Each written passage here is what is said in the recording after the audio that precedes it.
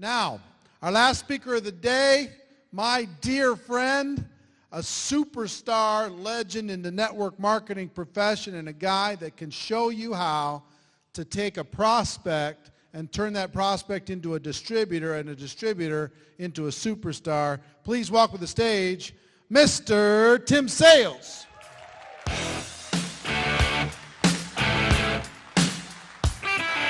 buddy. Thank you.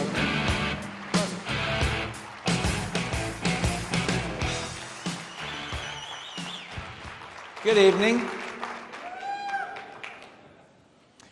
You know, I consider it quite a compliment that you'd be here this late. And it's kind of like we're having a little slumber party, isn't it? Yeah. So for those of you that are online, go to bed. It's late. No, I'm joking. This will be worth your while, I assure you. How you doing? You guys doing all right? Was Jordan Adler incredible or what?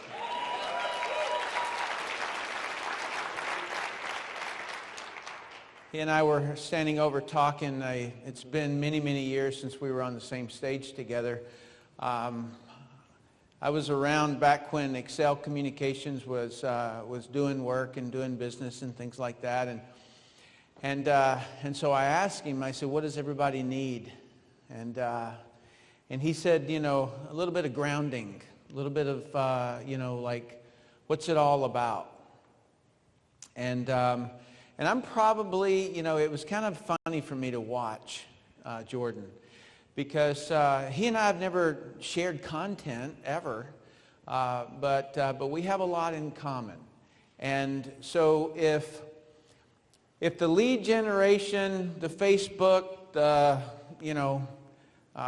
pump thousands of leads an hour is on this side, and then Jordan came here, I would say I'm probably in here.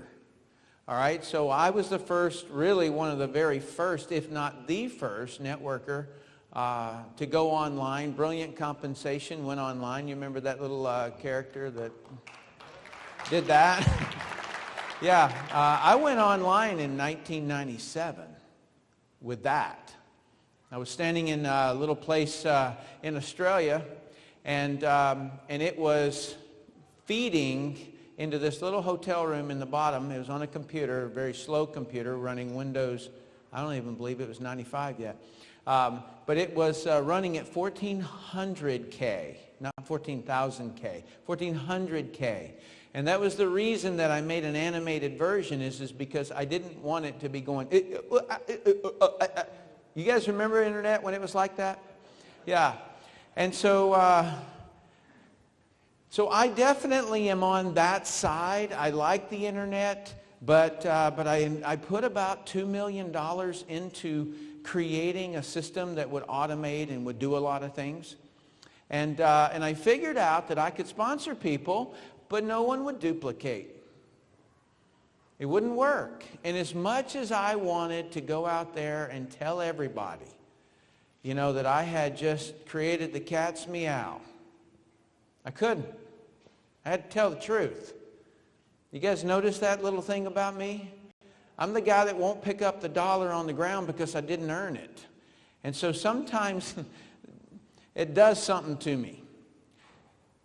I couldn't get it to duplicate. There's only... If there's like nothing that you get out of my entire conversation, I want you to remember this one thing. It's one of those things that I'm going to beg you to understand so that you're never distracted out. All right? So it's a centering phrase I'm going to tell you. This industry of multi-level marketing, I'm not talking direct sales, I'm talking multi-level marketing. It only works if you train.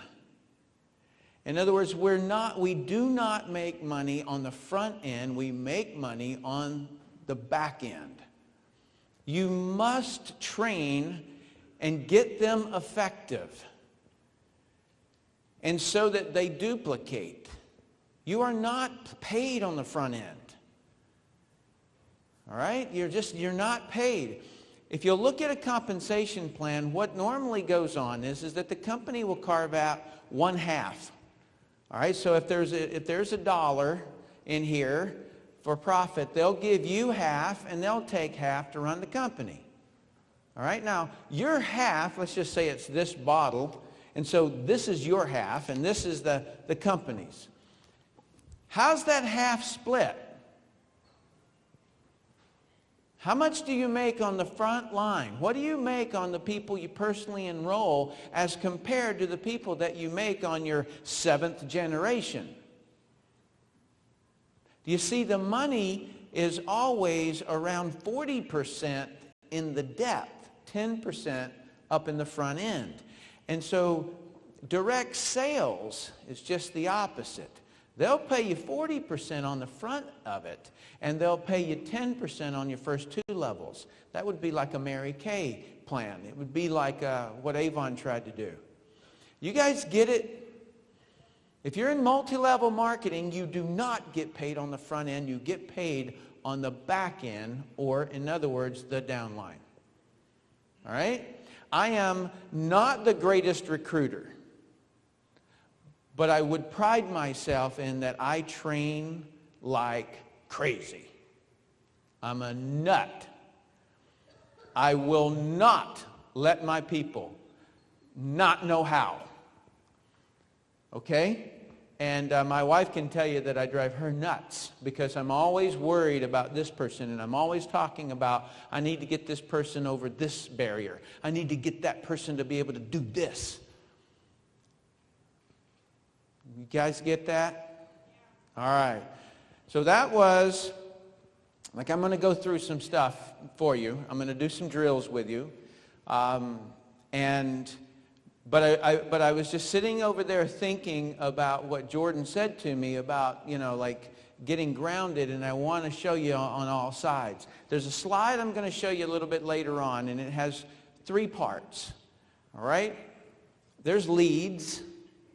There's inviting and presenting, and then there is customers and reps, or distributors. Okay? And so I'm going to show you how I do coaching, how I coach. Because if you're not coaching on specifics, what in the world are you coaching on? Your soapbox. Right? You just figured out how to explain that silly comp plan, and so you want to tell the world. Well, you know what? About 92% of all the people in my organization could not get the invitation right. They're never going to get an opportunity to say the comp plan. So why are you standing on a stage talking about a comp plan? Make sense? Okay, I can defuse a bomb, but let me see if I can figure this thing out. All right, so I'm going to repeat for those of you, let me learn my audience just a little bit. How many of you were at the Eric Worre event in, I think it was around December? How many of you were here? Okay, keep your hands up. And don't let them down unless you are not number 2 here. How many of you have ever listened to Professional Inviter? Okay. Excellent. Thank you for raising your hands. You can put them down now. All right. So now I know my audience, and I know what I'm going to need to cover. Okay? Let's do this. The industry is made up. Anytime you really step back and you look at the elephant and you look at how big of a project that you've got going on, I want you to just think about dividing it up into 3s, okay, or thirds. 1 is invite them, 2 is to present to them, and 3 is to train them. And guess what you're going to train them to do? Invite and present. Okay, wow. You guys are awake this late.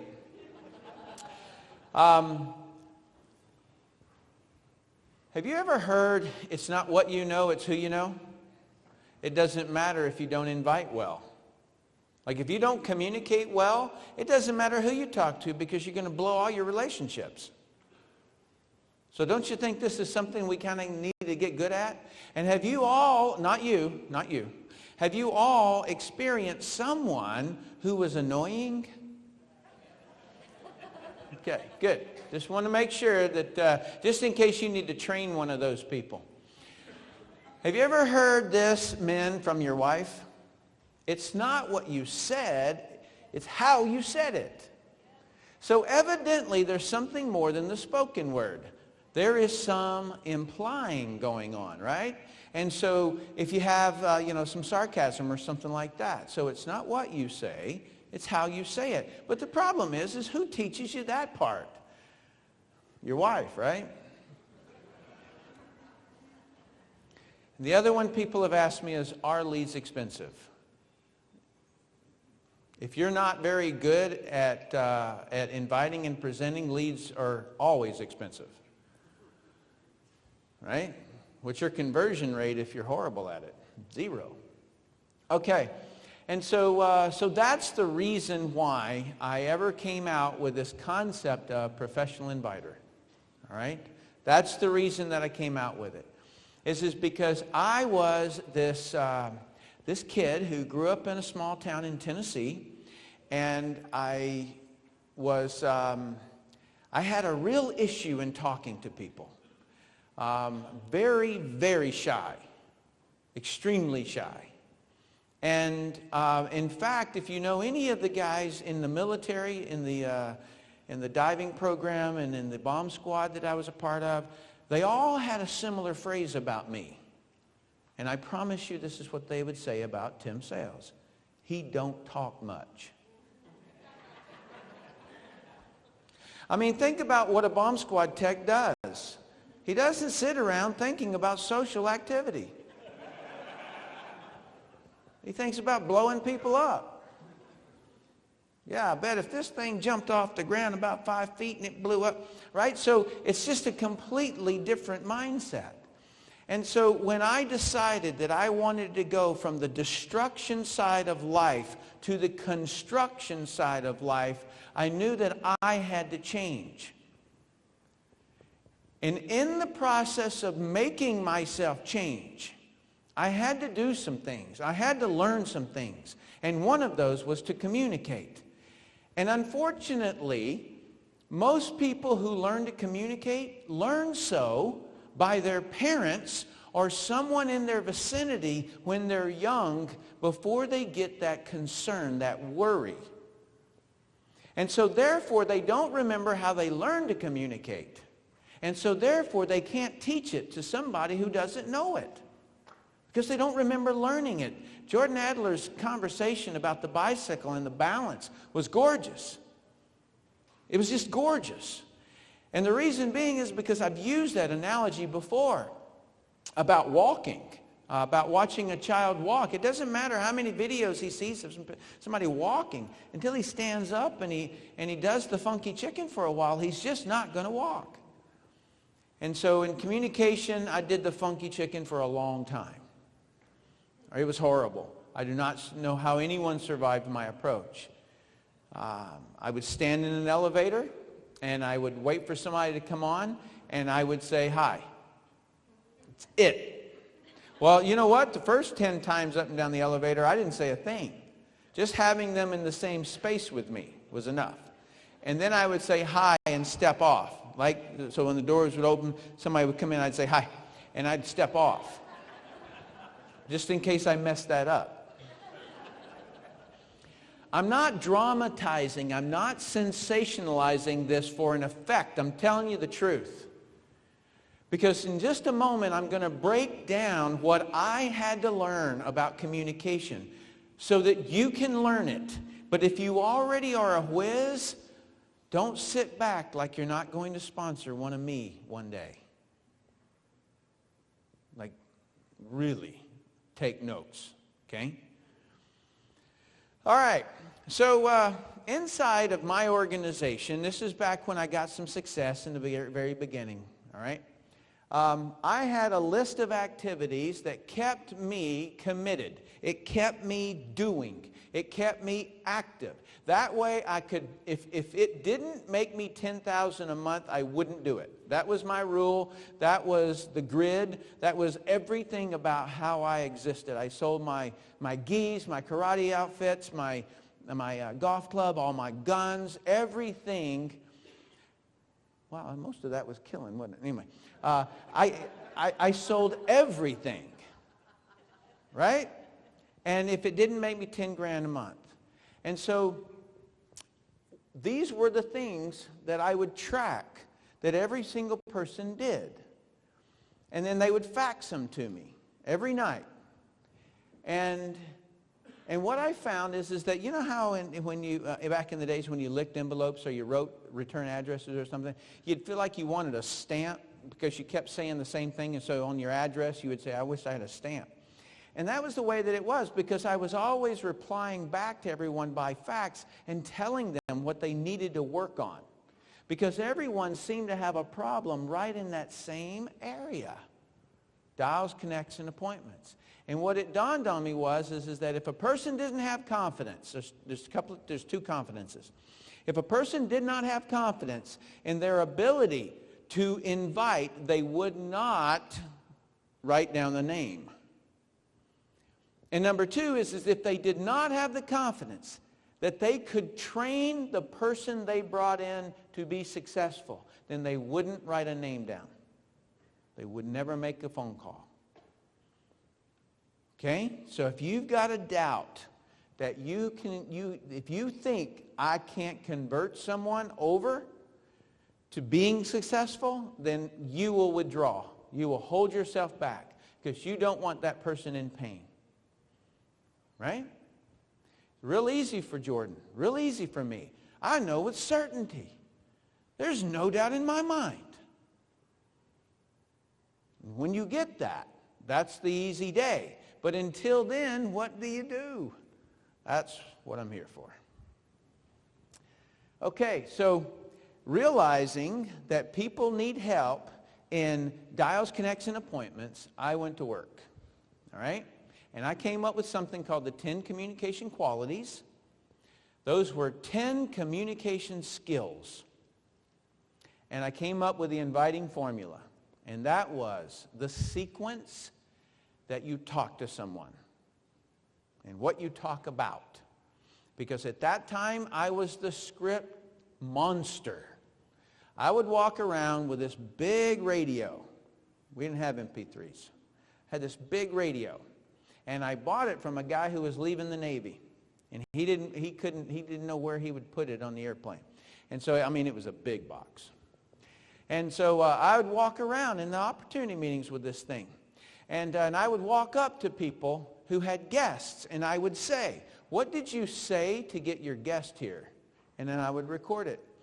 And I would get a whole bunch of these every time. And anytime there was an event up in Philadelphia, I'd drive up there. And when there was an event down in Richmond, I'd drive down there. And I record these things. And then I would transcribe them.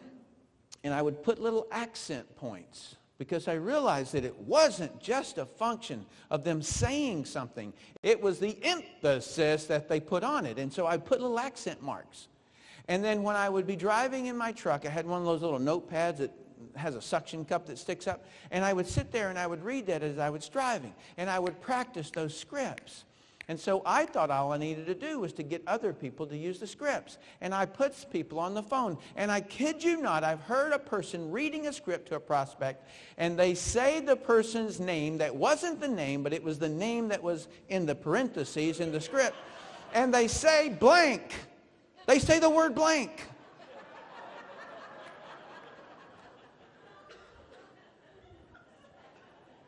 If I could show you a way to make blank, would that interest you? And so, yeah. So scripts wasn't going to work. I couldn't do scripts. And so what I decided is that when you first call somebody, you greet them, right? Greet, hi, right? And I considered that a bucket. So inside the bucket, you could talk about this, you could talk about that, right? You could talk all about this stuff. And then, but once they said a certain couple of phrases, then you were over here, and that's called the qualify step. And in the qualify step, you could talk all around here. Don't you dare go backwards. You could stay in here, and when they said a certain thing, that was rights to go to invite. You greeted them, you qualified them, and then you invited them. Don't dare get that sequence out. And that's what I trained everybody on, and it worked. Until it didn't. In other words, it worked for so many people. And then I got somebody at my house. We were doing 10 and switch. I'd dial 10, he'd dial 10. I'd dial 10, he'd dial 10.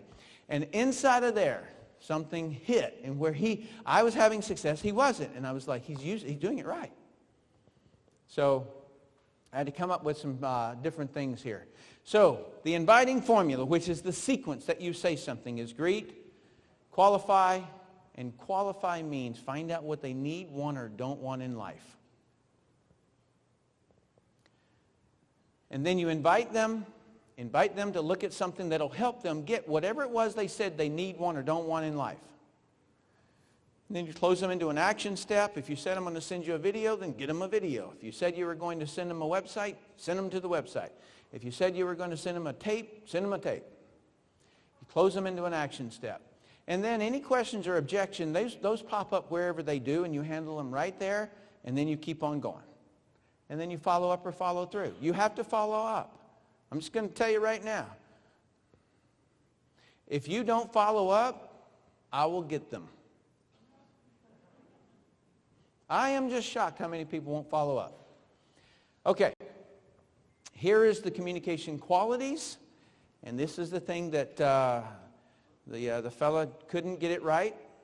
And I just kept on making phone calls with him, until finally he said something. I caught it. He said, if you qualify, if you qualify, if you qualify. He said it 3 times on the same phone call. And after he hung up, I go, why did you say if he qualifies?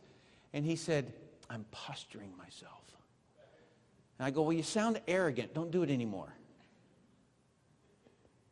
And so he didn't. And then we called some more, and then he had some other issue came up, and I corrected that one. And then finally, he got some success.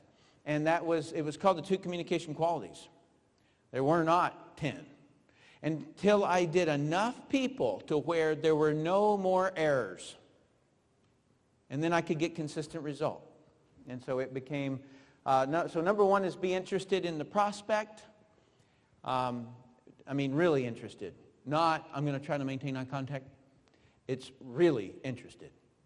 Like if they say they're an engineer, don't go, oh, cool. What kind of engineer? What's your day like? You know, why did you get into that? Were you the kid that tore the lawnmower apart when you were young? You know, it's like get into their life, figure them out. Number 3 is having sincere, friendly facial expression. Number 4 is to use the right amount of assertiveness. I'm going to go into this one in just a second because you're going to need it for the drill. Number 5 is to communicate easily. Do not have the strain that Tim Sales had every single time that he talked. As a matter of fact, and those of you who are on the internet, I'll be right back. I was sitting right here, I think, at my first event. And this person who was on the stage, how dare them, they walked off and they said, I want to hear from some of our new people. Stand up and introduce yourself. And I stood up. Now, I was there 20 minutes early. And when I stood up and I turned around and I saw all the eyeballs, I froze. Done. And she was tugging on my arm, trying to get the mic out of my hands. And I remember her saying, let's move to Rick while he figures out his name. And she took the mic out of my hand, and I was still standing there. I nearly died that day. I can defuse a bomb, but I can't look at all those eyeballs. All right? So, communication quality number 5 is to communicate easily, wherever you are. Number 6 is to make sure your body doesn't distract the prospect. This one is fun, gets me in a lot of trouble with the ladies. Number 7 is to tell the truth. You know what? I can't leave it at that. That sounded a little wrong. What I do is that I just insist that people dress in such a way, and they wear clothes that means that when you're getting ready to go meet with a prospect, you're asking yourself a simple question. This prospect needs, wants, or doesn't want something in life. He's not able to get it, evidently, because he already would have had it. And so he needs my help. And so while you're deciding your wardrobe, don't wear something sexy unless you want him. All right? In other words, go there professional. And afterwards, you know what? If you want to go out and streak down the street, skinny dip in the next door neighbor's pool, go ahead. But while you're in business, dress that way. Don't wear perfumes and colognes because a lot of people are allergic to them. All right? So, don't pop gum. In other words, don't let the body distract the prospect. Anything other than your prospect getting 100% of you is wrong. All right? It's a professionalism point. Hey, thanks. Man, I had to wiggle out of that one. All right. Number 7 is tell the truth. Now, wouldn't you know it, right when that one came up, I had to go back and tell you that one. Number 8 is to know what you're talking about. This is don't wing it. Quit saying you're new. Right? It's an excuse. You're not new. Learn it. Learn the business. Okay? You got to know about the industry. I was on this cruise, and these were the top leaders in this company, and they had achieved this rank. And I stood up and I said, how many of you know the difference between a pyramid scheme and a legitimate MLM company?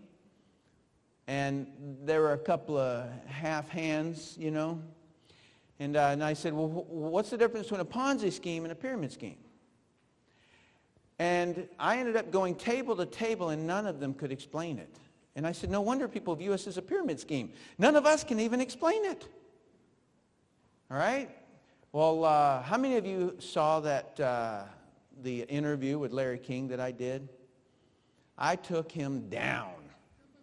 Why? Because I knew the difference between a pyramid scheme and a Ponzi scheme, and he had gotten taken by a Ponzi scheme, and he wanted to know how it happened. Right? And by the way, I used the inviting formula to get that interview. So you got to know what you're talking about. You can't wing it. Don't puff it, Number 9 is to communicate at the prospect's level. Once you know what you're talking about, you've got to talk at their level, not below it, not above it. I'll give you an example of that one. Somebody cold called me. He said, if I could show you a way to make $10,000 a month, would you be interested? And I said, no. He goes, why not? I said, I don't want the pay cut. Right? You got to communicate at the prospect's level. He didn't care who I was. He had some level that he thought no one would answer the phone that had that much money. Right? So you got to talk at the prospect's level, something that's going to get their attention and their understanding. And you cannot do that one unless you did step number 1 of the communication qualities correctly, called be interested, and step 2 of the inviting formula, called qualify. And then number 10 is that you just genuinely have to have the intention to make people's lives better. Now, some of you know a little bit about my story. I started out and I built the company New Skin. And that was while I was in the military.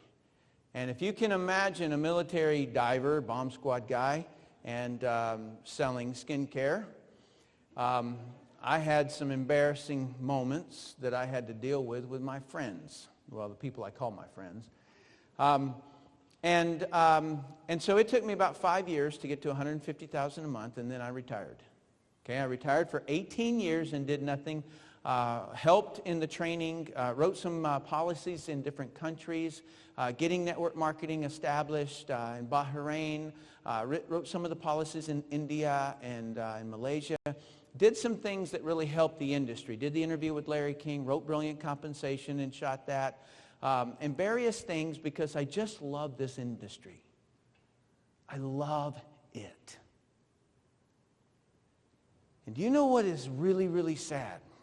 Is that I know that a lot of you, your battle is not leads. Your battle is not anything except one little tiny thing. You don't quite believe this thing. you know, it might just be a little scammy. You know, you might just feel a little bit predatory. And I don't. I know differently. I know that I would still, if I was still alive, I would still be defusing bombs. I would probably be in the mercenary groups. That's the difference between you and I. It works. It works unbelievably well.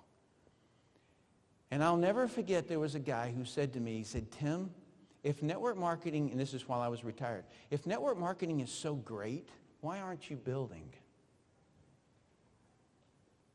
And I couldn't answer that. I thought I retired. I'm helping the industry and things like that. And it put one of those little bugs in me. And then somebody else said, your techniques are old school. They don't work today.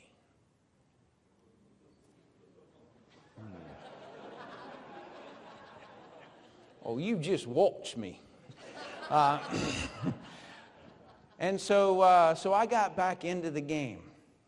And I love it so much. I wake up every morning feeling like I'm in the middle of a skydive. It is blissful. I'm that guy that is a goofball the whole day. When I talk to prospects, I'm goofing around. And when I'm in the car, I drive and I look beside me and I see people sitting in traffic. I'm like Jordan, I don't ever see traffic. I go to a matinee if I want to see a movie, you know. If I'm on the golf course, it's on a Wednesday, you know, in the middle of the day. And so I have a different lifestyle. Like I can't imagine how people will, for 1 second, if they have the thought that the industry is predatory, or if the industry is not quite legal, or if the industry is whatever, that they don't dig into it. I was fortunate enough to live across the street from the Federal Trade Commission. They hate me. I went over there all the time. I bugged them. I would sit over there and I would talk to this one lady and I would say, okay, let me get this straight.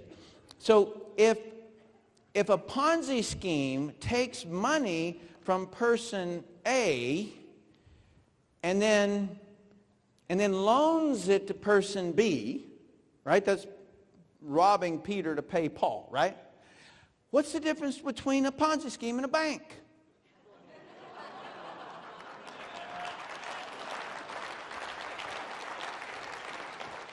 Better yet, what's the Social Security issue? Right? So my mom and dad put money into Social Security their whole life so that when we retire, we would get their money. Wait a minute. That's stealing from mom and dad.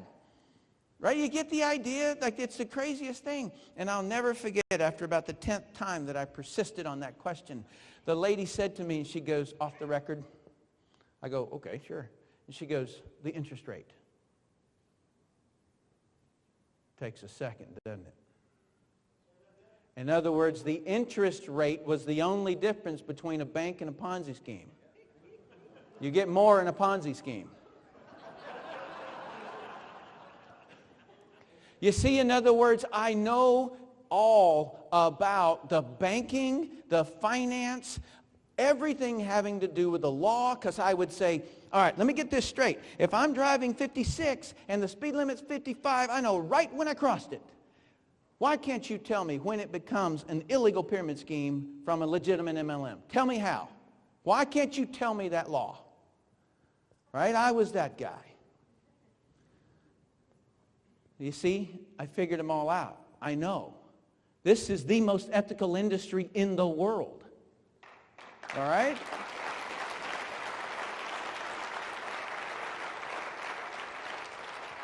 So you cannot leave here with any doubts. There was a lady who was in Australia, and she came up to me after I had talked long ago. And she said, you know, I've been in this industry for 43 years. And I've always just kind of thought that it was a little shady.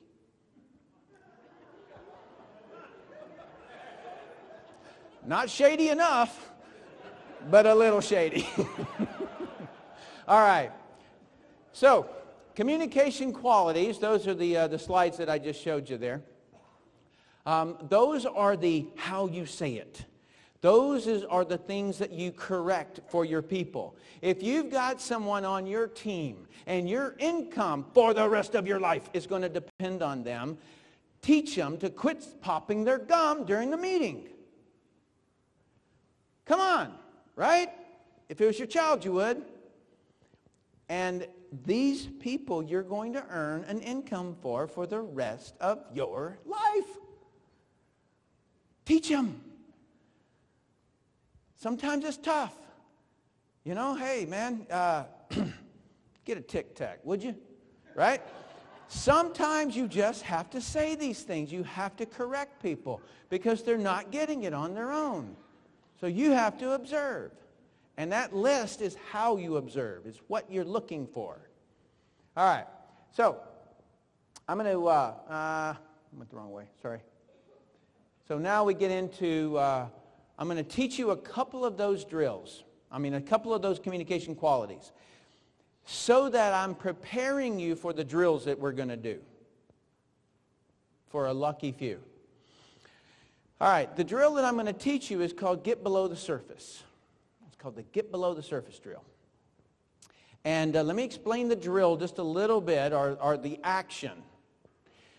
The action is that you get a prospect and you're talking to them and they won't let you into their life. That's the person who says, would you like to make extra money? No. Well, would you like to have some extra time? No. Obviously, you're not talking, he's not giving you the truth. And it's because you have not earned the right yet. And so sometimes they will just throw out an answer to shut you up, and they've not, in essence, invited you in yet. They haven't let you in. And so I have found that in the second step of the inviting formula, and remember, it's greet, qualify. I have found that it's in the qualify step, when you're trying to find out what they need, want, and don't want, that they'll throw out a surface type of an answer. And you're going to have to get underneath that surface. And so I'm going to teach you techniques on how to do that. And examples. All right, so there's certain communication qualities that you have to have razor sharp in order to get below the surface. That's the bottom line. Number one is the communication quality. It just happens to be number one, called be interested in the prospect. You cannot get below the surface if you cannot genuinely be interested in someone. So the very first thing that you do, you say to a prospect whenever you meet them, it's just if you'll learn this little tiny thing, just a silent little, I'm interested in you. If you'll just learn that little thing, right? You will be so accepted when you shake their hand or when you're talking to them on the phone because they perceive things. Is that weird? Is that weird to anybody? You perceive things? You ever walk into a bathroom and think something's going to jump up and crawl on you? Yeah, that feeling. It's the same, just in a nice way. Right? You walk in, you're like, ooh, man. I've gone into drug houses with shotguns and felt more comfortable. The next one is that you'll never say the wrong thing to any prospect that you're genuinely interested in. In other words, have you ever stuck your foot in your mouth? You don't. You actually don't when you're genuinely interested. Because they feel it, and you can never say the wrong thing. And this is my law. And I said this back when no one had this conversation. People were talking about, I'm going to teach you how to hang up on your prospect before they hang up on you. There is only one business on this planet, and it's called the business of making people's lives better. There is no other business in the world.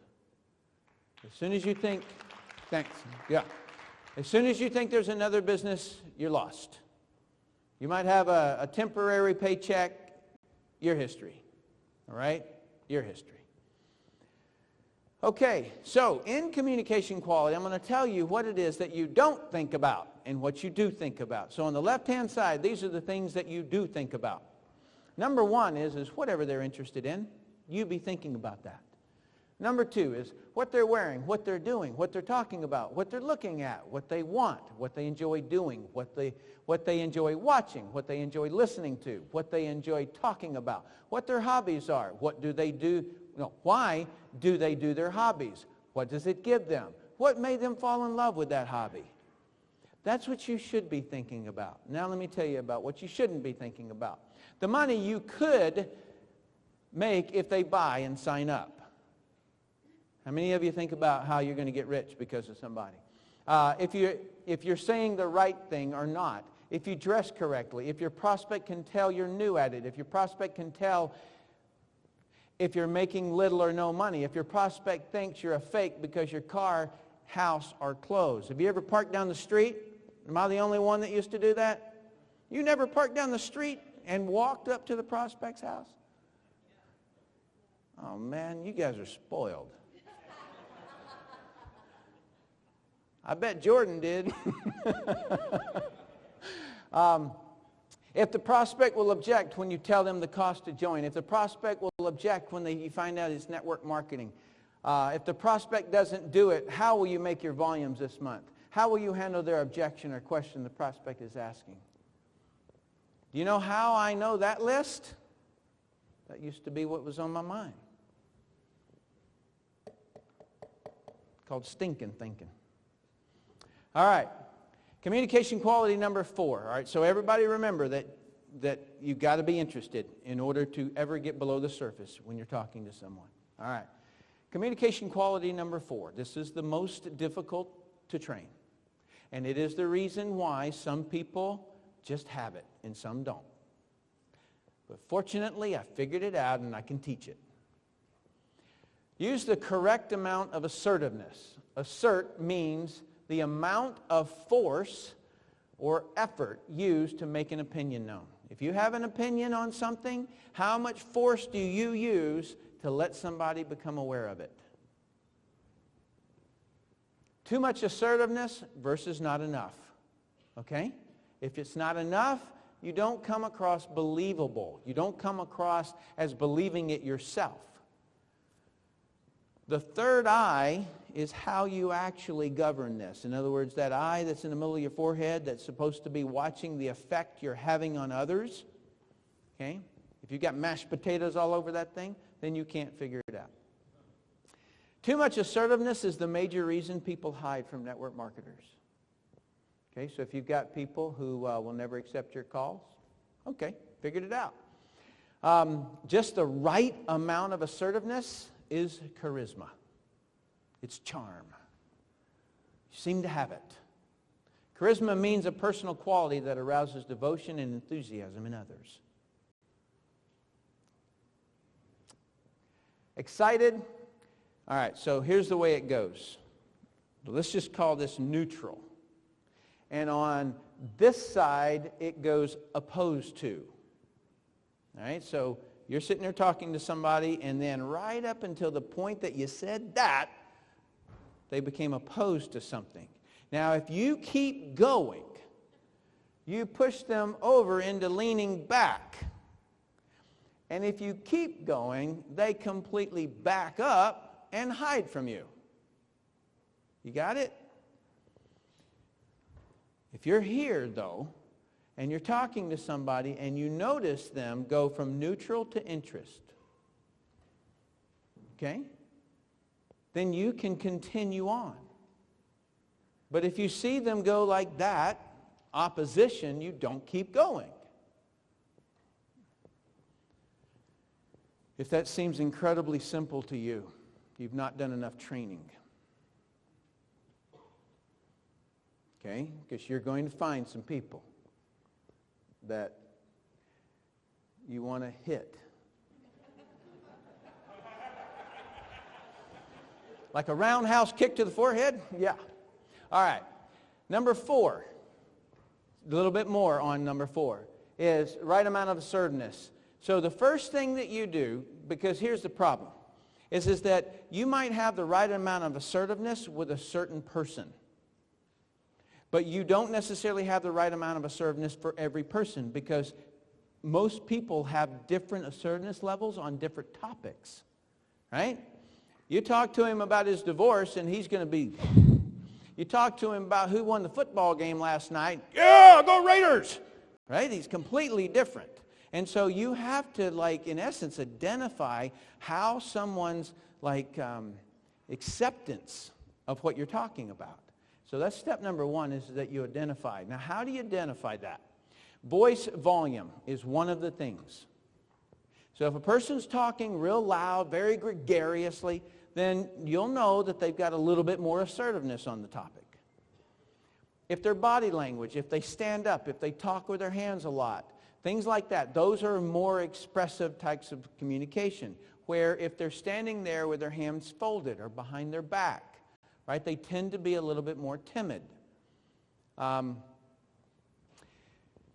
was a gentleman that was in prepaid legal, and I was doing some trainings for that company. And anybody know a guy named Tony Hughes? You do, yeah. All right, he's a big fella. He looks like a Coke machine with ears. Okay, he is a big guy. And I was doing this drill with him where I was teaching him the right amount of assertiveness, and I had him do the drill with this little Asian gal. She was about that tall. And every time he starts out by talking to her like this, and then by the end of it, he's like turned sideways, and his hands are like this, and he's talking to her. And she had to give him the okay that she was talking at his level. But that's what has to happen. You have to experience the difference between being in your body and being in their body. Now, why is this your responsibility? Why couldn't they just do this? Because you know about it. Facial expressions. Are they stone-faced? Right? Less assertive. They very, smile and goofy, things like that, then they can handle a lot more. Direct or dispersed communication. If I answer your question with no, or I answer that question with, sometimes, maybe not, but a lot of times, it just depends on the situation. I've said the same thing, haven't I? But I used a whole lot of extra words to deflect your upset. Right? So this is a good measurement of how someone else will receive your communication. Time and time frame. And what this has to do with is that sometimes it's just the right time in their life. My wingman, this guy's sitting right over there. His name is Steve Schwartz. He just picked up a new car. Right? He flew from where we live in Park City. And he flew down to San Diego, got himself a new car, and drove up here. Do you think I could say anything that would upset that guy? Nothing. Other than, hey, man, your car looks like a grocery getter. I'm just joking. Can you tell he and I goof around a lot? Yeah, like we accept one another, right? That's why he's my wingman. You know that guy, one day I was in an event, and he had stood in the lobby and waited until I came to check into the hotel, asked me if he could help carry my bags. This was about probably 12 years ago or something like that. And now he ended up with me in his organization. Right? Isn't that cool? Like that's the way that it works. It really, really does. It's just, it's the greatest industry in the world. Now, he was in the Army. That's the downside, and I can't forgive him for that. The last one is repetition. How frequently does someone say something? Okay? So if you met with me and then I said to you, I need to think about it, I need to do some research, and you said, okay, very, very good. And then you called me on the way home, and then when I got home, there was a message on my answer machine from you, asking if I've made a decision or not. And then I've got 2 text messages when I wake up tomorrow morning. It's the frequency that you communicate that tells me your assertiveness level. You get all those? So those are the things that indicate or that tell you whether or not someone's assertive or not so much. What do you think it would take with me? Okay, so you've been watching me this whole time. What kind of assertiveness would you have to use if you wanted to sponsor me? A lot. I skydive. I dive to 300 feet. I got 13 speeding tickets for over 100 miles an hour on a motorcycle. I'm a nut. I'm a goofball. I'm a nut. Huh? Yeah, underwater too. So you better not come up to me all shy and timid about your deal. Okay? You just pretty much better punch me in the chest with it. All righty. So that was one of the communications you need in order to correctly do the drill, which is get below the surface. The next one is to communicate at the prospect's level. All right? And what that means is that not just like the kid who called me and asked me if I wanted a pay cut, but you also have to do things from the standpoint that you can't use words that are below or above them. You know, somebody called me and said, I'm in something called multi-level marketing. I'd be like, really? You know? So he's going to have to communicate at my level that way, and you also can't tell someone, yeah, I am in a 3x4 matrix. It starts off as a binary, and then you get paid down 6 levels of generations. You can't use that stuff. You can't even say I'm a double diamond. Double backflip, Shazam. You know, you can't say any of that stuff. As soon as you use words that people don't understand, that's when they blank out. You lose them. They lose you. They feel like they can't do it, like they're not good enough. And so just as a survey, I went out and surveyed people going into Whole Foods, and I asked them the question, do you know what an antioxidant is? And they said to me, 92%, yes. Good, explain it to me. 4% could actually explain free radicals and electrons and those sorts of conversations. And so I stopped saying antioxidants. You get it? In other words, I would not say antioxidant unless I was going to say something in explanation of what an antioxidant was. And so don't assume someone's knowledge. What's the purpose of the dictionary?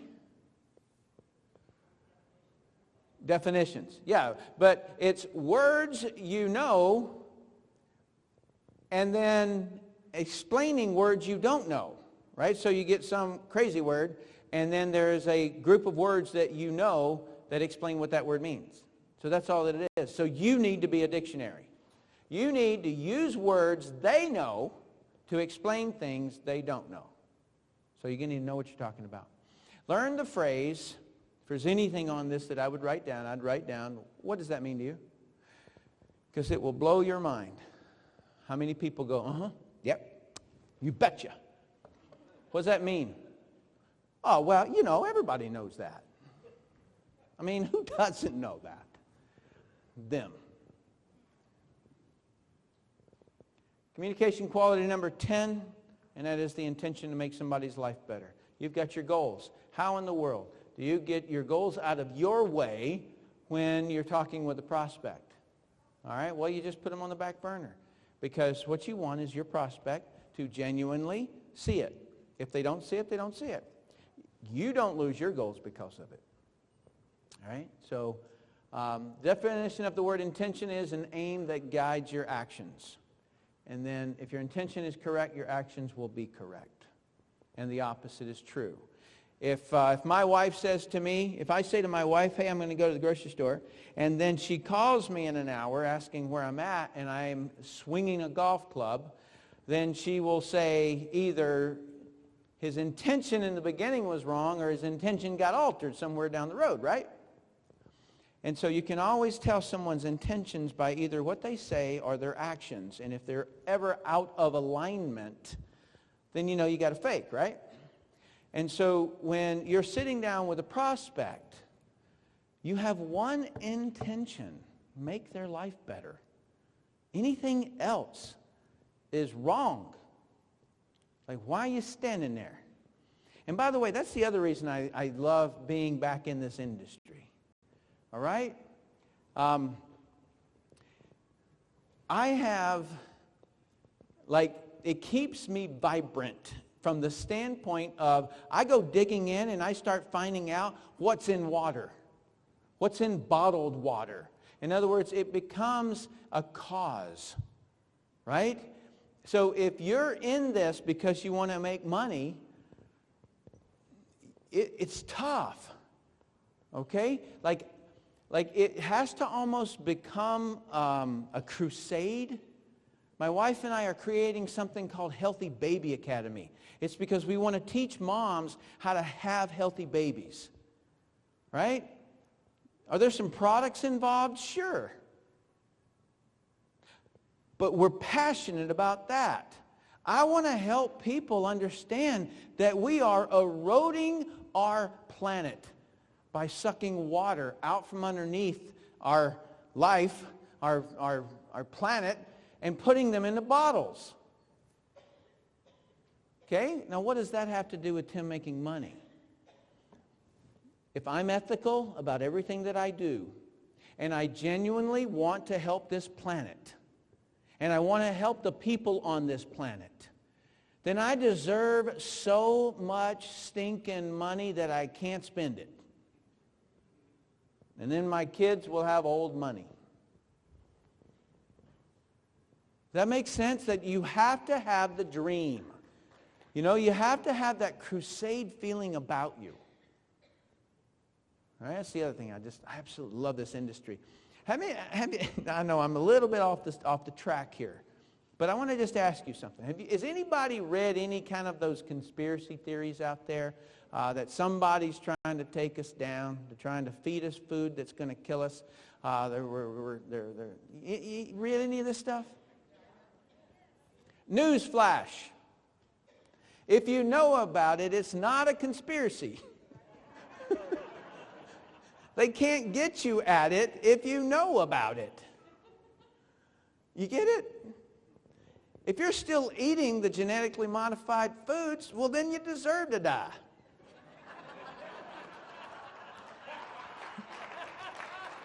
You know, like I hear people like whispering this stuff and I just giggle. You know, it's like, it can't be a theory. It can't be a conspiracy theory if you know about it. They can't surprise you. Guess what? I already know. You know, you see what I'm saying? I think, and the reason I bring this up around network marketing is because I believe that there is no better platform for any kind of a grassroots movement than this industry. Because what any conglomerate, some large company like Coca-Cola or Nestle or any of these other ones that own the whole water supply in the United States, what they've got in their favor is organization. They're organized. Well, look at us. Look at us. All right? They got a head start, so they got, and they haven't met me. All right, I can take them on. Okay, so if your intention is correct, genuine, then you'll always do the right thing and you'll say the right thing. All right, so show me somebody focused on money. I'll show you somebody tired, broke, and hungry. Show me somebody that's focused on helping people get something that they need and want, and I'll show you somebody that drops a $112,000 check on their steps, runs up the steps to change their clothes and run back down and go out the door to do an in-home, and he forgets for 4 months that there's a $100,000 check sitting on his step. I cared more about my downline than me. I had to make John. I had to get James. I had to get this guy up and going. So care about your people. Get your goals off your refrigerator. Put your front line's goals on your refrigerator. All right? Don't stop until they get what they want. And then suddenly, you know, you're going to be leaving your checks on the steps. It's not hard work that makes money. It's genuinely helping people. Okay, so inviting, all right, so I'm going to go into 2 steps of the inviting formula, actually 3.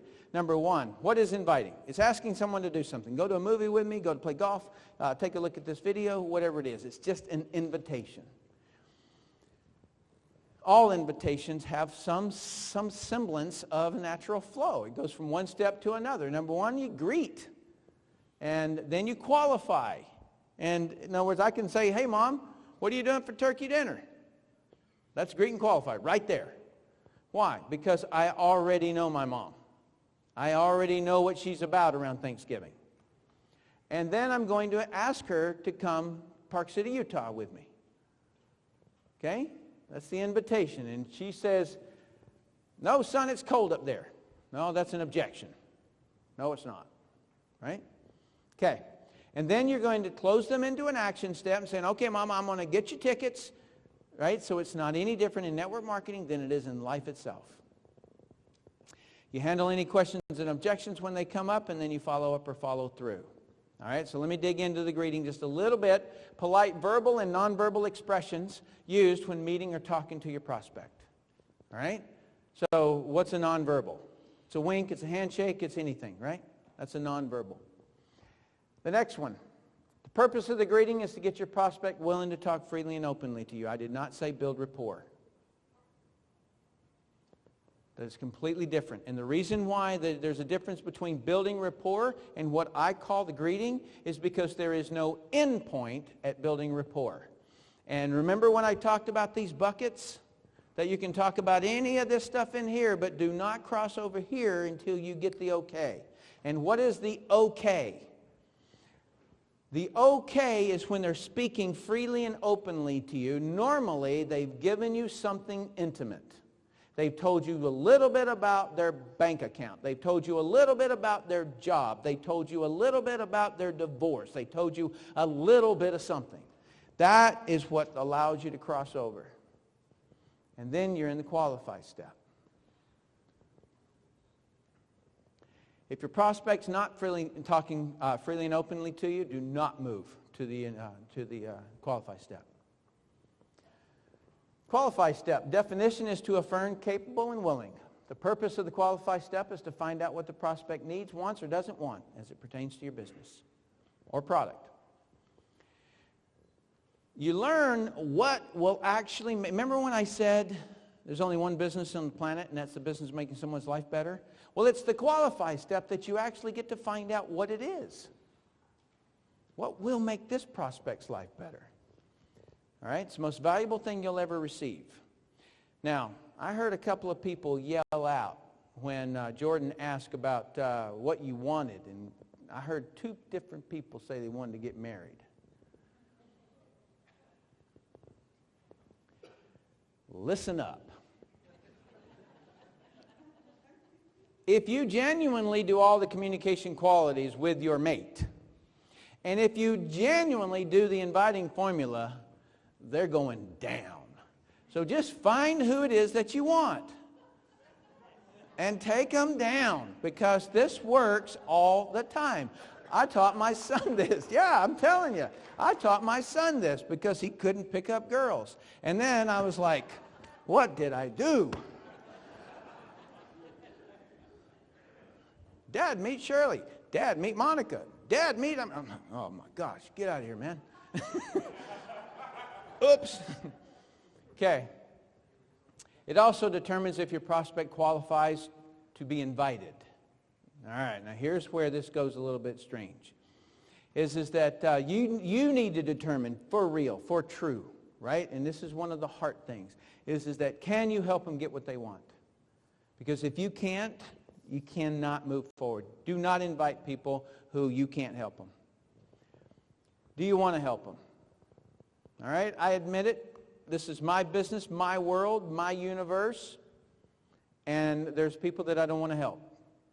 Whatever it is about them, just various different things, I've just said, no. You know what? I've got 5 people I'm working with. You want a Ferrari, you want a fur coat, and you want to save the people of India. I'm going with you. Right? I just don't even invite them. And do they want help? A lot of people, if you ever did honestly help them, they would be without their problem. And then what would they do? They've been complaining about their ex-husband's tiny little bit of alimony, they've been complaining about that for 10 years. If you all of a sudden solve that, what are they going to whine about? So they don't want help for real. They just want to complain. All right, so once they do qualify, once you've determined that you do want to work with them, then move to invite. And you just ask for the presence or the participation of. The purpose of the invite is to ask your prospect to review information that can help them achieve what they've stated that they want. Okay? You use that relevant information that you gain in the qualify step. So here's the way this thing goes. So if the lady says to me, I want to make my own income. Okay. You want to make your own income. So that you can make your own income, I want you to take a look at a video. You hear that? I want a sailboat to cruise the Caribbean islands. So you can have a sailboat to cruise the Caribbean islands. I'd like you to take a look at a website. In other words, they won't say no because they just said they want that. Do you hear that little, I can't believe it how people will alter what they say. The woman says, I want my own income, and he says, oh, so you're not satisfied with your ex-husband's money. She didn't say that. Shut up. Right? In other words, now you'll know what it's like to get around me in the training room. Because this is very exact. They have the entire English language. They chose a few specific words to describe their emotions on something, and then you go and change it. Don't. You lose the power of the whole inviting formula if you alter what they say. And then right after you say, I'm going to send you a video or I'm going to have you go to a website, right after you say that, move right into close to action when we get a chance to take a look at it. There you go. That's the inviting formula. Any questions? Somebody say, wow? I don't know how to answer that, but thank you. Speak up, real loud, scream at me. Assertiveness. Yes, okay. So I know this is cold market, but is there a way to use this in getting people into a PPR? Sweetie, I just told you how to find your man. He's right there. Okay? Okay. So what she asked is this is for cold market, and you don't want me, that's not what you said? Okay, this question is, how do you deal with, I use these steps and I get a lot of people to close the action and take a look, and then they say they like it, but then I can never get them to follow through and sign up. They like disappear or they don't stop answering the calls and all that. Okay, so she says that she gets the person through the inviting formula, and then they receive some information, and then they go away. Is that your question? Okay, welcome.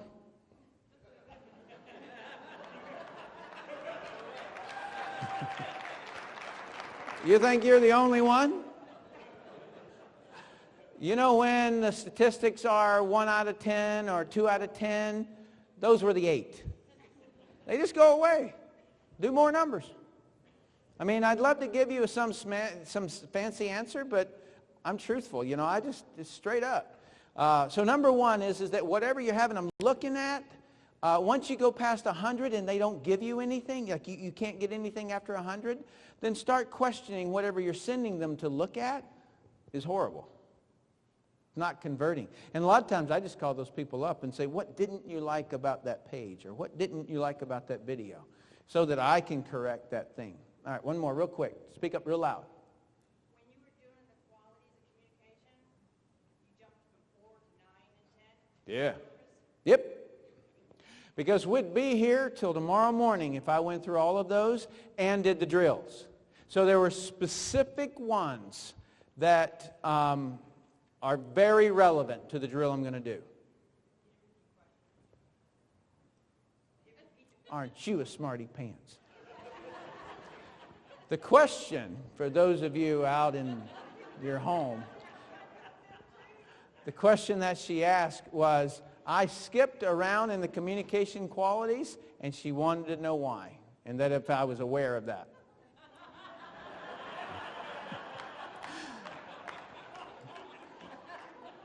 Thank you for correcting that. All right. So let's do a little drill here. And this one is not going to be like your standard drill. This is called a pop quiz.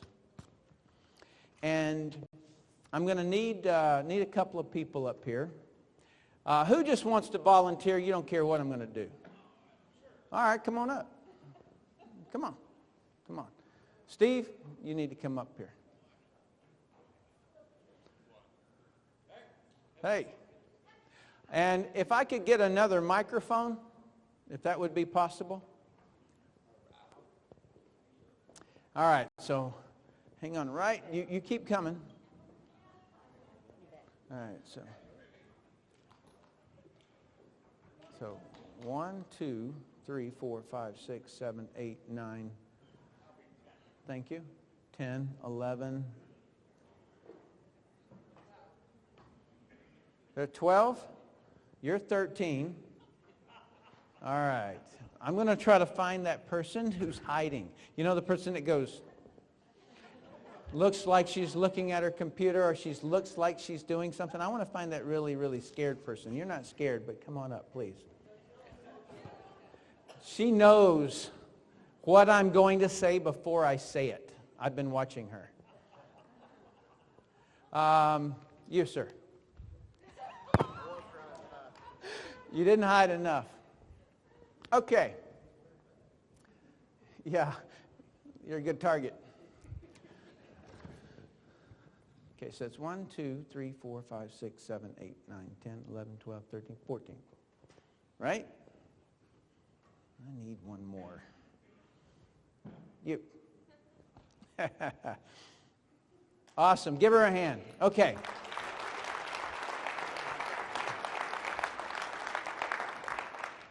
So I'm going to hand you the mic, and then I'm going to ask a question. Okay, I'm going to give you a scenario. This is like a scenario. Okay? And so what I want you to do is I'm going to read the scenario, and then I'm going to say, what question could you ask? Okay. Okay? So this would go something like you're talking to a prospect, and the prospect says to you they don't want to make money. What would you ask? What do you want to do outside of money? What are your hobbies? What do you enjoy? Beautiful. Does anyone not understand the drill? Okay. Beautiful. You guys are so fun. Thank you for coming up here and playing Guess What I'm Thinking. Okay, I'm going to get down here so that you guys are the stars, so that you feel the pressure. Okay? All right, here's the first drill. In talking with an attorney that you just met on an airplane, he says, I'm a little stressed because I have a trial when I arrive. You ask the attorney, do you enjoy the stress? The attorney responds, no, I don't particularly enjoy the stress. What appropriate question could you ask? What do you enjoy about your job if you don't enjoy the stress? Good. Everybody all right with that? If you were that attorney, would you be all right with that? Did he use the right amount of assertiveness? Was he interested? Did he have the intention to make my life better? All right? Remember, I told you guys think they're on the spot. Nah, you are on the spot. You are the grading public. You get to determine if he ever gets off the stage.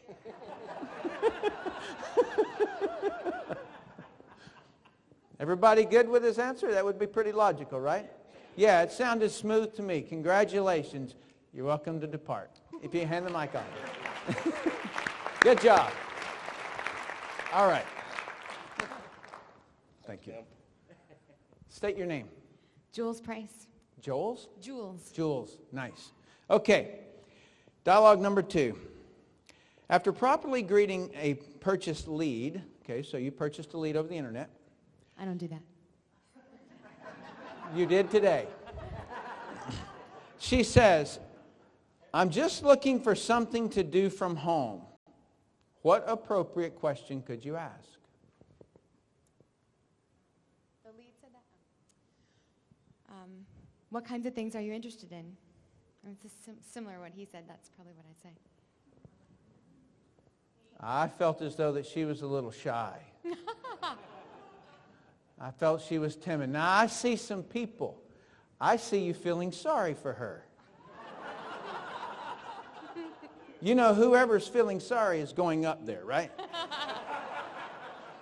There is no feeling sorry for people in this industry. That says, I can't get over my concern, and so I'm going to let you fail. We train here. Okay, see, there's a disease in this industry. It's called, I'm going to pretend to train you, and you're going to pretend to work. And I've been trying to correct that for a long time. Okay? So, I'm going to read it to you again. Okay. I gave you some time. All right. After properly greeting a purchase lead, she says, I'm just looking for something to do from home. What appropriate question could you ask? Remember, you made me come up here. I do. All right. Well, I would probably say, aside from what kinds of things are you interested in, I mean, that's all I can think of to say. Good. All I was asking for you to say it in a way that it would actually be we're received. acting. Oh, I can No, do you're that. not. No, you're not acting. I didn't know you wanted to have a little role playing, Tim. I'm good about that. Boy, she just swaggers right Tell into me. her. Tell me, Tim, what do you enjoy doing? Beautiful. Everybody good with that one? Okay. Thank you. Thank you. All right, you ready, sir? What's your name? Jesse Catlin. Hi, Jesse. Okay. Thank you. You bought an internet lead. You're qualifying Paul, that's his name, and he says, I just need to make some extra money and thought I'd see what's out there. What appropriate question could you ask? That's a good question. Well, Paul, what have you seen so far? Good. Everybody good with that? I like that one a lot. Yeah. It's a winner. Good job.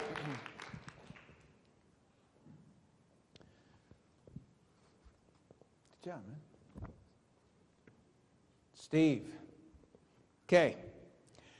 You're at a social event and you meet a very successful entrepreneur who is very gregarious and seems to always have a crowd around him.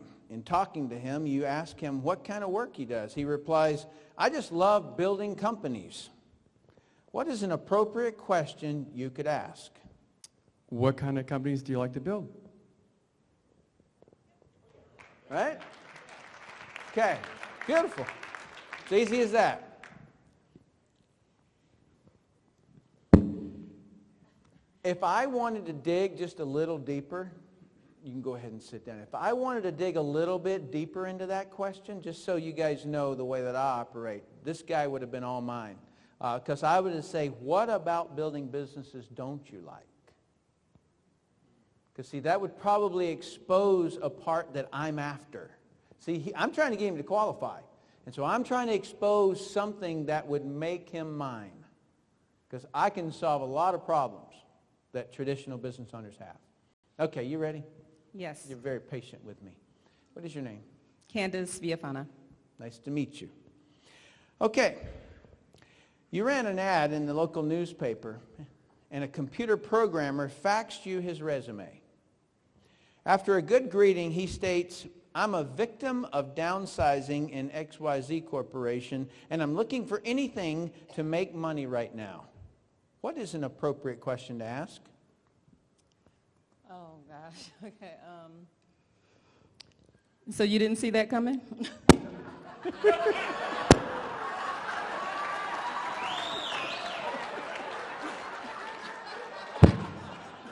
With me, that would work, okay? But see, there's some clues in here. He is a victim. Okay. Did you hear that? A victim. They're very timid. All right? So she was too over the top. Okay, you're going to have to do this one again, okay? Now remember, I taught you the clues up here, okay?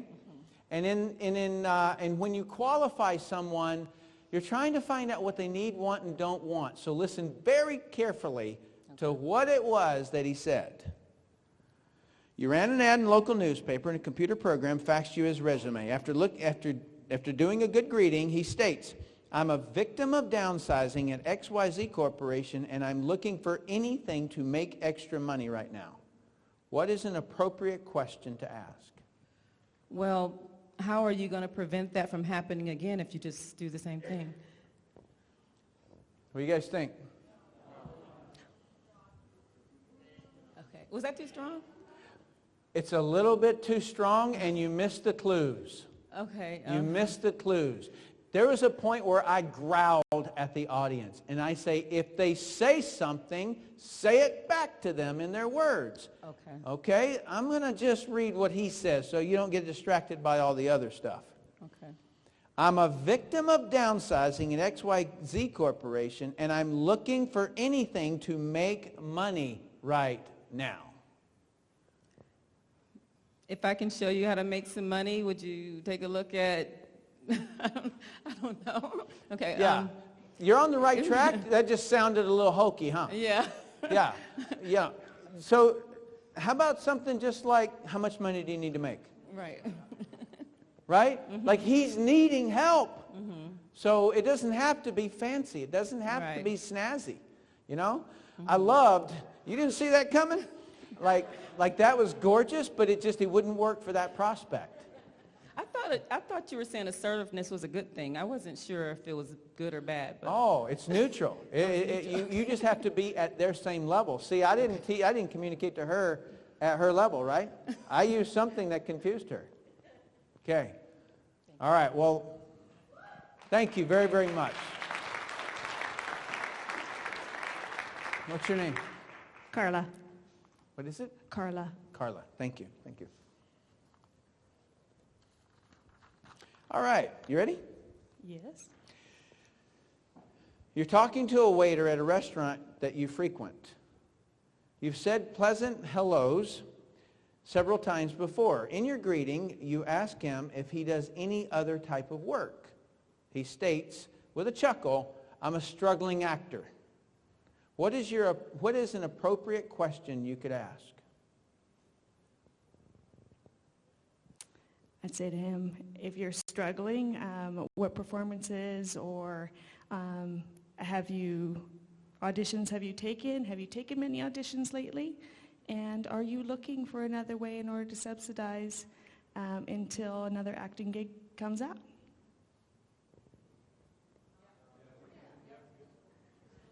All the yays? I'm sorry, sweetie. We're going to have to do that again. all right. I only saw half the room. Okay. Give it to you again, all right? So I want you to just really listen. Forget about them. You're talking to a waiter at a restaurant that you frequent. You've said pleasant hello several times before. In your greeting, you ask him if he does any other kind of work. He states with a chuckle, I'm a struggling actor. What is an appropriate question you could ask?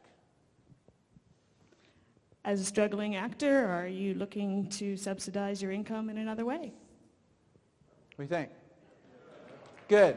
Yeah, it is definitely better. All right? Just so that you know, I would have said something. In other words, that's an invite. And what you're trying to do is get below the surface. And so just so that you know, and this is not right or wrong. This is just on the years that I've been doing it. Okay? So I would have hit the word struggling actor. Okay? I would have said, why does it feel like you're struggling? What about acting is struggling? And he would have said, I can't make any money. There's a drought between gig and gig. And then that would have been wide open. Okay, so you just moved into the invite a little bit quick. Does everybody understand what I just explained? Yes. All right. Yes, sir. Real quick.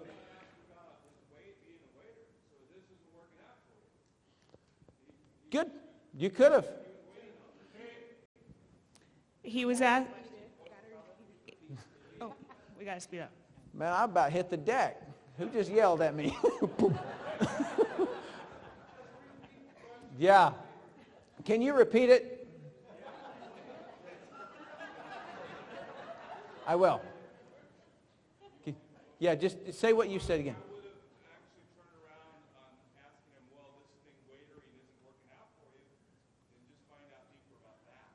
Yeah, So what he says is that he would have just turned this actor thing around and found out more about that. Yeah. The one problem there is that if you put the emphasis on an area, they might run on it. In other words, they might take off on acting. I want to focus on struggling, because I can solve struggling. I can't solve acting. Okay? You guys see how careful these things are written? Well, the reason I'm doing this drill is so that you start being as careful as I'm making everybody be. Right? You have to listen to what people say exactly, because it's their world. They give you all the clues in everything that they say. All right. You ready? Yes, sir. Yvette Simmons Payne. You told me outside that you were excited because I do drills, and I said, you have no idea. All right, so let me find this hardest one that I've got in here. Okay, you ready? Yeah. You send out postcards to 3 zip codes in your area. A lady left a message on your voicemail. You call her back, and during the greeting, she says that she's in a network marketing company, but was just curious what you're doing. What is an appropriate question you could ask? Flonk. What network marketing program are you currently in? Okay. What do you think? All right. Anybody have some? He's going to spank me for that one. I can't have you guys speak. Sorry. What would you have said? What did you see that made you curious about our opportunity? What did you see that made you curious about our opportunity? Okay. Now, she said, was just curious what you're doing. Okay?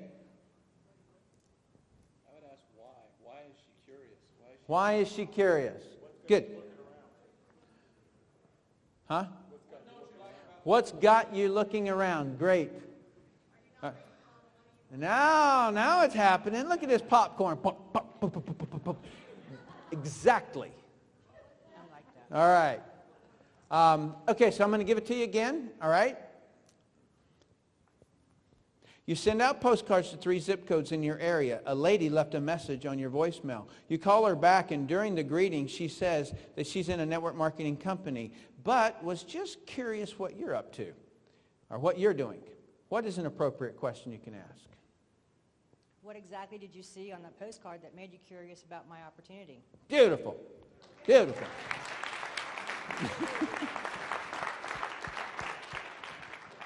What's your name, sir? Russell Alley. Hi, Russell. All right, you're at a gym working out and start talking with a gentleman. During your greeting, you learn that he's an economist who works at the Commerce Department. He later states, well, it's a job, obviously not very exciting. What is an appropriate question you could ask? What is it that you don't like about your job? What do you think? Yeah, you missed the buzzword. Exciting. What excites you? What, if you were doing, would excite you, right? So he gave you the word, you gave him the other side. I can't flunk you for that. It's good, but it could have been great. Okay? He left the word. Okay. Is there any other way? I'm not going to read it all over again, but can you, do you hear any other parts of that? Well, it's a job, obviously not very exciting. What's an appropriate question you could ask?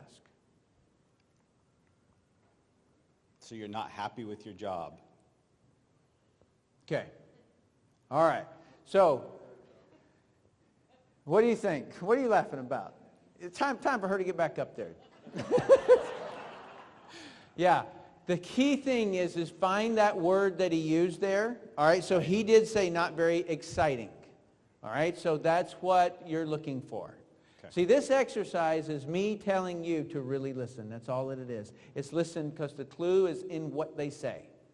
Okay? So what would excite you? So what, yeah, good. So what excitement do you feel like you're missing out on? Oh, I don't know. I'd like make my own hours. Done. Right? Yeah. Okay, awesome. Thank you. Thank you.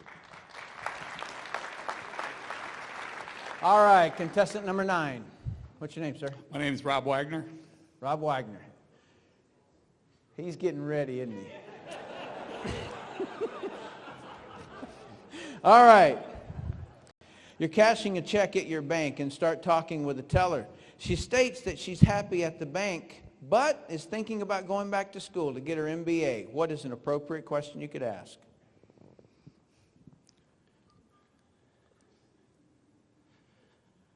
Going back for an MBA, that sounds like a wonderful thing. What do you think you would plan to do with that?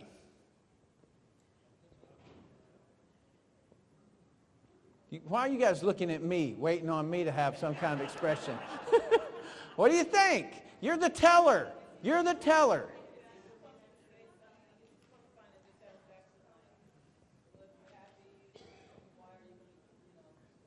Okay, so what she says is, are you supposed to be looking for a dissatisfaction? Not necessarily, right? Just exactly what it is that she said, thinking about going back to school to get an MBA.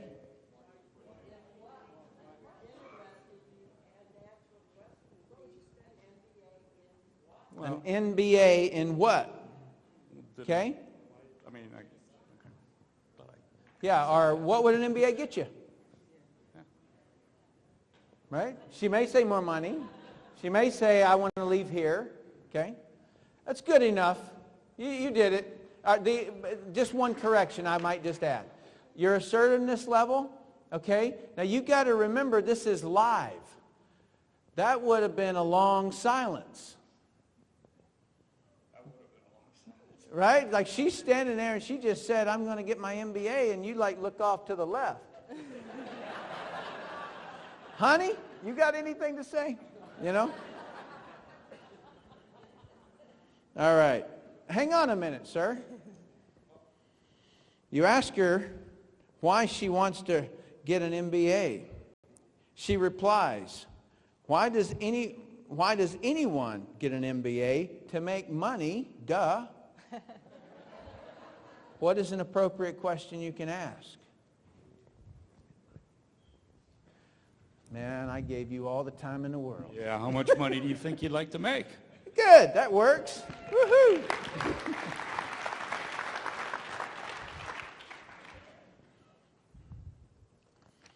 All right. What's your name? T. T? Yes. Me too. You're climbing into your car when a guy approaches you about buying a cell phone. You tell him you already have a cell phone, that you're happy with it, and then ask him how long he's been selling phones. And he says, not too long, it's only temporary until I find something else. What appropriate question could you ask? Well, I'm not necessarily into buying a cell phone right now, but do you ever go to networking events? I'm sorry. They, if any of them were selling you phones, they wouldn't have gone with that one. Okay. Okay? All right. So I'm going to give you another time, okay? So listen very closely. You're climbing into your car. You got that part all understood, right? I just heard you say that. That part was great. Okay, so a guy comes up to you, and you're climbing into your car, and he approaches you about buying a cell phone, and then you tell him you already have a cell phone, and you're happy, and then you say how long he's been doing this, okay, selling phones. And then he says, not too long, it's only temporary until I find something else.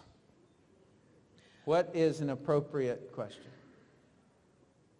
Of what nature is the thing you're trying to find? You're trying to find something specific? Is it something more you're passionate about? Okay. What do you guys think? Okay. Let me give you the little bit of a picture that I was trying to paint here, whether it was there or not. And you guys tell me if it was there. Here is this gregarious guy comes up and catches her getting in her car. Tries to sell her a telephone. And she says, right? Did you see the way she went like this and like confused? Okay. That's the wrong amount of assertiveness. This guy is happy. All right? He's gregarious. He stops you, right? And so now, how would you do it? I have a great opportunity. All right. What do you think? Just the word opportunity is a little bit off, okay? So he says, not too long, it's only temporary until I find something else. What else are you looking for? Beautiful. Woohoo! Okay, do you guys see this? Do you see how this drill works? All right? Like you guys can see it on that side. And our job as trainers is just to help them see it on this side. Help them look for those clues. She'll never forget it. If anybody ever tries to sell her a telephone, they're going down. Thank you so much. All right. How are you? I'm doing awesome. My name is Evan Clausen. And very gregarious. Anybody else catch that? And life is great. Okay. Let's see. I already read that one. I read that one. You ran an ad in the local newspaper and directed them to fax you a resume. You call one of them back. The lady's name is Cheryl. In talking with Cheryl, you ask, what kind of position are you specifically looking for? She says, I'm looking for something challenging and rewarding. What is an appropriate question you could ask? Sherry, that sounds so cool. I got a challenge for you. Would you like to hear about it? Okay, you like it? How many A's? Okay. All right. Somebody's got to yell out. You yell out. What was wrong?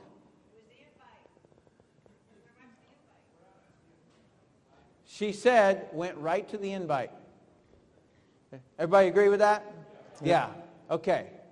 All right. So I'm just going to read the question again to you. What kind of position are you specifically looking for? And she states, I'm looking for something challenging and rewarding. I can understand. That's pretty interesting. So what is about the challenge that you like the most? Okay. What do you think? Good. Yeah. How do you define challenge? That's the way I'd have fired it right back. What's a challenge to you? Okay. Good. Thank you, sir. All right. All right. What's your name? Dave Manning. Dave. All right. Here we go. You call a purchase internet lead. You've not told him anything at all about your business, but have asked him what he's looking for. He replies, I'm looking for something that's not MLM. Ah, that's great. What are you exactly looking for?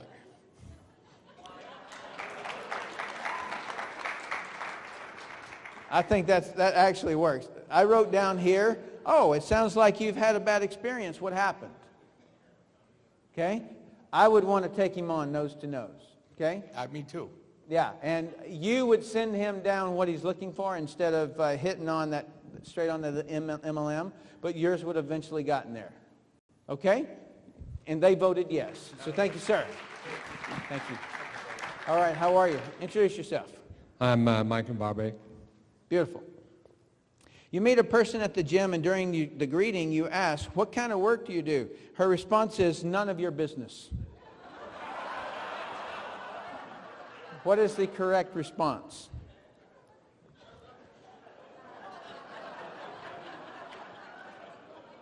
Flunk. Yeah. You guys know that every one of these happened to me? That's where these came from. Could you give it to me again? Yeah. Okay, so you walk up to somebody and you're working out, and you say, what kind of work do you do? And her response is, none of your business. Well, I'm glad we're not at work. You're what? I'm glad we're not at work. I'm glad We're not at work. we're not at work. You would have got slapped. Okay, try it again. Okay, she says, none of your business.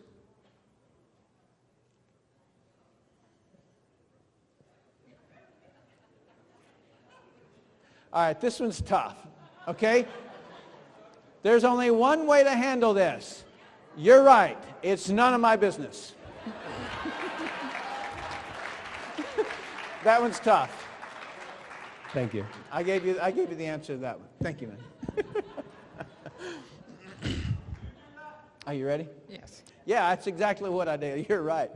Because would I really want to work with anyone like that? No. Not just no. All right. In talking with a lady in line at the grocery store, you ask what she does. She responds in a condescending way, I raise my kids. What appropriate question could you ask?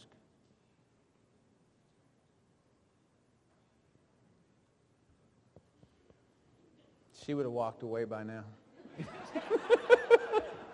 Okay, I'll give it to you again. I want you to just think like you really just said, what do you do? And she responds in a condescending way, I raise my kids.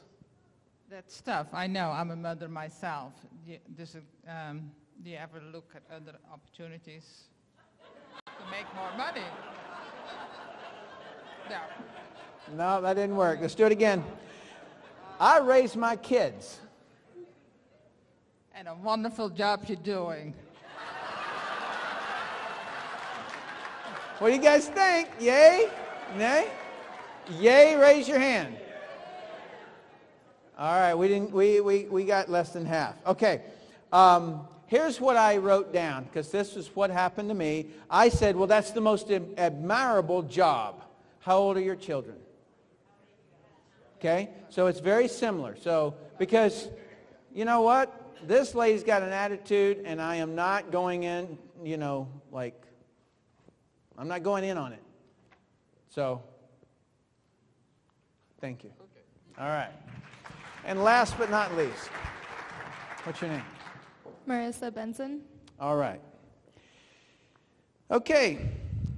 You're waiting on someone at the airport and start talking with a guy standing beside you. You ask him what kind of work he does. He says he's a contractor. You ask him if he's happy with it. He says, I absolutely love it. What is an appropriate question you can ask? What is it that you love about your contracting job? Perfect. Well done. Thank you very much. All right. So, can you guys see that it's all in the way they word stuff? And can everybody else hear that there is no way you could have caught those little... All right. All of you guys that just watched her walk by, flunked. I put her on the stage the whole time. Couldn't you just spend enough time there?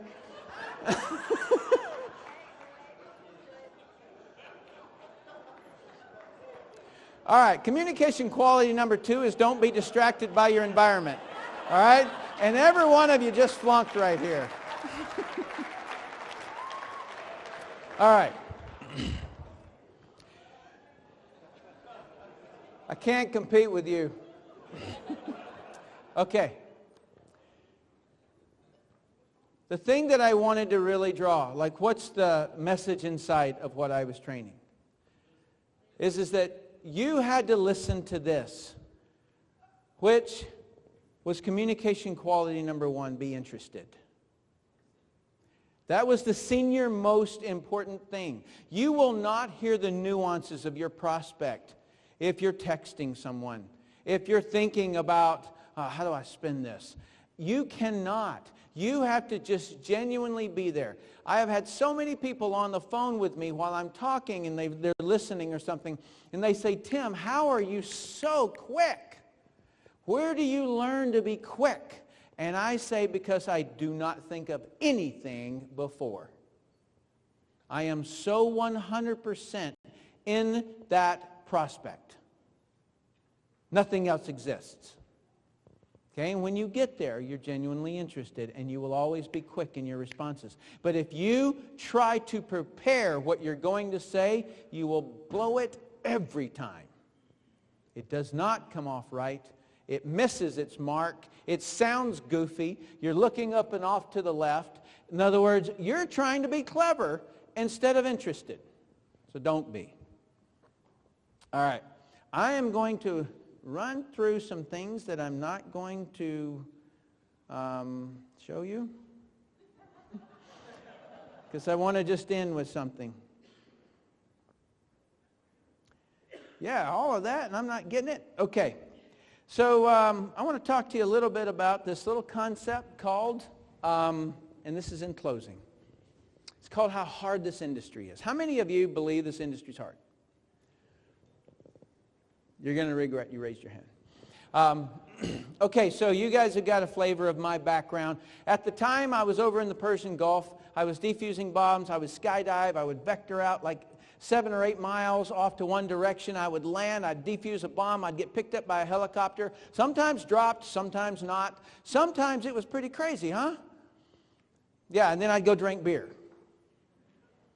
Okay, you get the idea. So I joined this company. I sat down with this gentleman, and his name was Rick Mayo. Incredible human being. Had he not been so professional, I don't know if I would be here or not. And so he started explaining, he had this pile of skincare sitting here. And he was telling me all about it, about Estee Lauder and La Prairie and all these various different brands. And he was talking about how this one used certain things. And I'm sitting there watching the whole time, and I'm thinking, can I do what this guy's doing? And he says, and in there, he's talking about that they put in inexpensive ingredients in here, but they have fancy packaging. I'm thinking, can I even do that? You know, about what my background is. And then he says they use no advertising. Well, what my job was before, he said they only do by word of mouth advertising. What my job was before, okay, when I was in Biscayne, Florida, I was the guy that they would bust the door down and I would shoot as I went in to do a drug raid on a house. And then I would defuse the bombs in the refrigerator, okay? Now, and I would work inside, undercover on it. Now, I want to ask you something. You ever heard of the pharmaceutical industry? A lot of sales, big industry, right? You ever heard of the oil industry? If you took the whole oil industry and the whole pharmaceutical industry and you combined them together, in sales, they do not do what the illegal drug industry does. But none of them advertise. Nobody says, buy your cocaine here with a big billboard. Okay? All right. So just by him telling me about the skincare and it moves by word of mouth, that's all I needed to hear. I knew it would work. Okay? And so I went away and then I came back and I said, okay, I'm going to join. And then I said these words to him. I said, I need to know the bad. Every single operation I've ever gone on, some politician tells me how easy it is to get into there, but they never tell me how to get out of there. And I had been fed up with their silly rendezvous points that didn't work. And so I wanted to know all the bad. And then he started to say something. His name was Rick again. He started to say something, and then I said, hang on a minute. Before you open your mouth, if you leave anything out, I'm coming after you. Now, I'm sitting there dressed like a tree. All right, I have a camouflage uniform on, right? I'm dressed like a tree, and I'm looking at it. I've calmed down, haven't I? And so basically, long story short, I squeezed out of him that he said, Tim, there's going to be 4 things that are going to be difficult, and it's the bad part of the industry. Here's the 4. Number 1 is rejection. And I said, explain that to me. And he said, people will tell you no. And then I said these words. And then what happens? And he says, well, you just find somebody else. Okay. What else? And he says, deception. I said, tell me about deception. And he says, people not showing up. They'll say they're going to meet you at 2 o'clock and they won't show up. And I go, then what happens? And he said, well, you'll just find somebody else. Really? And what else? Attrition. I go, what do you mean by that? And he says, people quitting the business. And I said, and then what happens? And he said, you'll just have to find other people. And then I said, what else? And he said, disrespected. And I said, what do you mean by that? And he says that people will say that it's a scam or it's a pyramid or something like that, and they're putting you down. They disrespect you. And I go, and then what happens? And he goes, you just find somebody else. And I said, you're joking, right? He goes, what do you mean? I said, you're joking. And he goes, no, really, that's all. I go, no, I mean, you're joking. Because the money that you have shown me that people make in a month is more than I make in a year. And rejection to me is when a bomb blows up into my face. Deception to me is when somebody set a booby trap for me specifically. Attrition is when I lose all my teammates. And disrespect is when somebody's shooting at me. And you mean to tell me that I can make that kind of money? And I am sitting, I got one of these chairs that's got 3 knobs on it. Anybody have that chair? You can hit one of them and it'll slide you all the way back and you can put your feet up on the desk. Anybody else have that chair? How many of you have drinking water within walking distance? Okay, well, at one point in time, I was in a hole and I had to stay there for a few weeks. And whatever I in that hole, I lived in it. Okay? So when these people call me and say, this multi-level marketing is just so hard.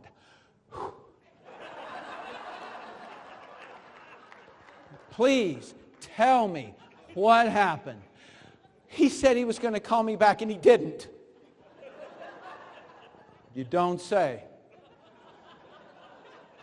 Wow. I don't know what to do. I don't know what to do. All right?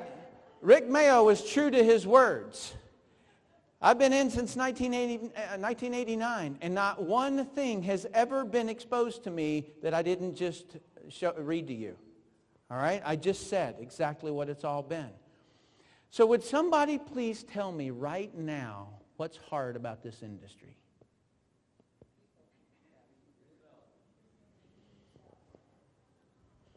They're all yours, sir.